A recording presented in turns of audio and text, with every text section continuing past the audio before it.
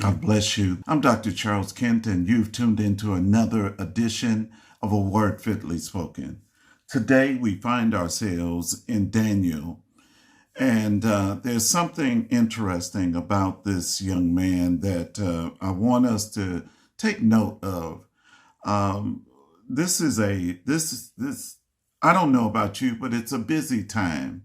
It's a time for things to get done, times for dreams to be realized.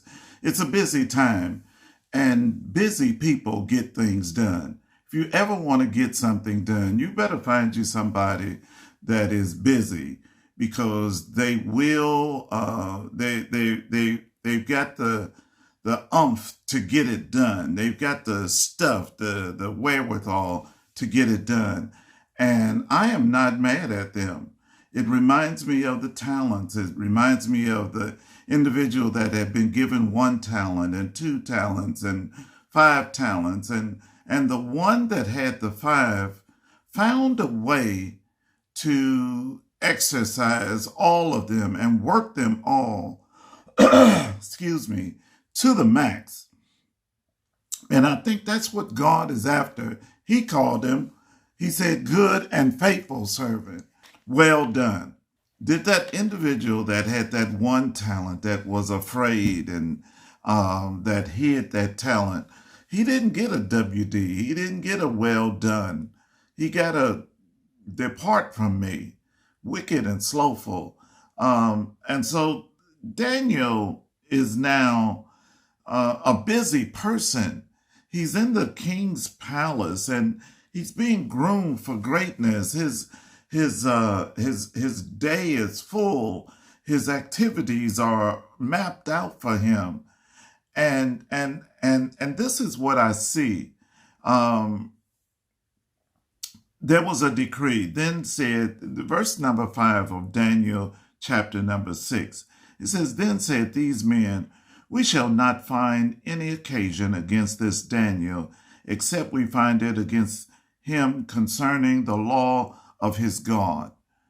They wanted to trap him. They wanted to trip him up. And the only way that they could do that was to talk about or trip him up concerning his God. Then these presidents and princes assembled themselves together to the king and saith unto him, King Darius, live forever.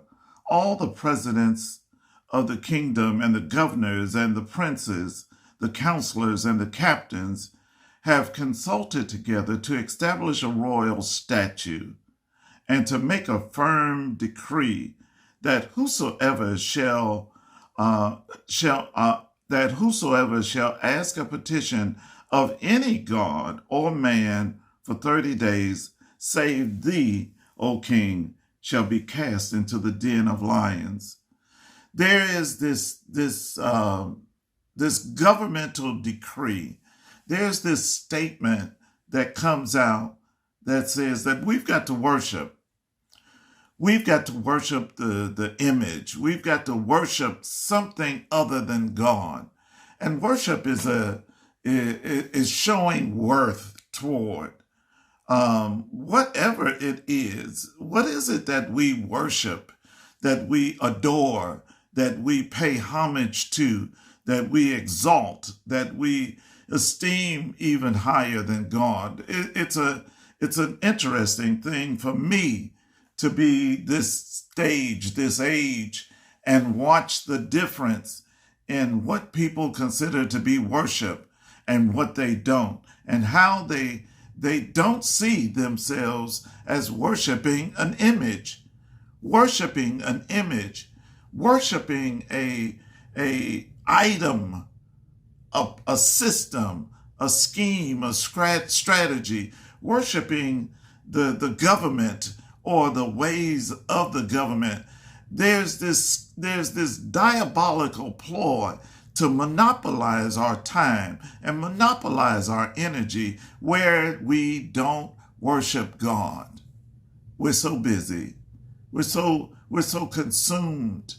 And when God disturbs your rest, when God wakes you up in the morning, are you going to roll over and go back to sleep, or are you going to get up and spend some time with him? It may be a sacrifice. It may be difficult, but it's time that God is coveting. It's time that God is desiring. And so Daniel, in the midst of this decree, does this. It says in verse number 8, "Now, O king, establish the decree and sign it so that it cannot be changed by the law of the Medes and the Persians, and establish it and sign it." Wherefore King Darius signed the writing and the decree. Now, when Daniel knew that the writing was signed, I love this. When Daniel recognized that there was a law, it's almost like there was a law against prayer. It's almost like there's a law against intercession. It's almost like, because Daniel did this, he had a pattern of seeking God. Do you hear what I'm saying? Daniel, in the midst of his busyness, living in the king's palace, being groomed for greatness, he had a pattern, and his pattern was not about to be derailed. He had a pattern that said, "I'm going to pray 3 times a day.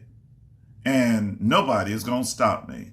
Nobody is going to, not the king's decree, not mama, daddy, not circumstances, not situations. Nobody's going to stop me."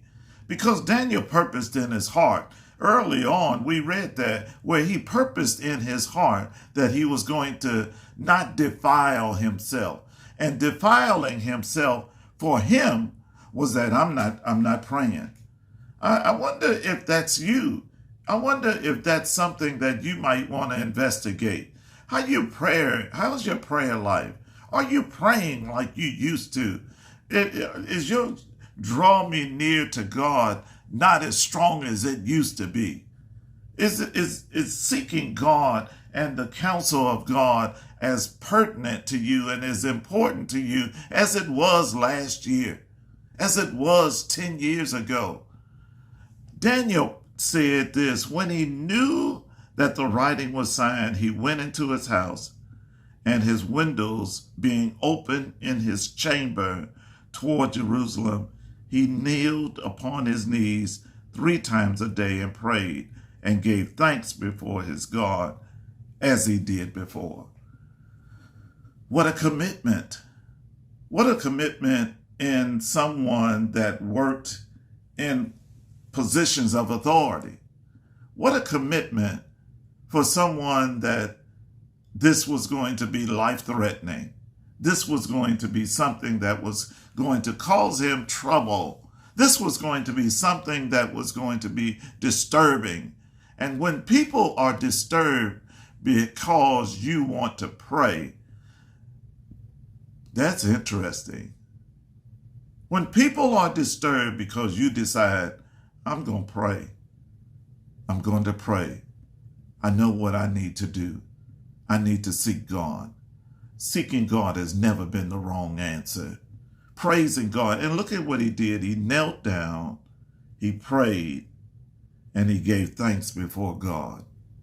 In the midst of possibly being brought into question, in the midst of criticism, in the midst of life-threatening examples and situations, what do? What's your MO? What do you do? How do you deal with it? Daniel is beginning to learn a lesson.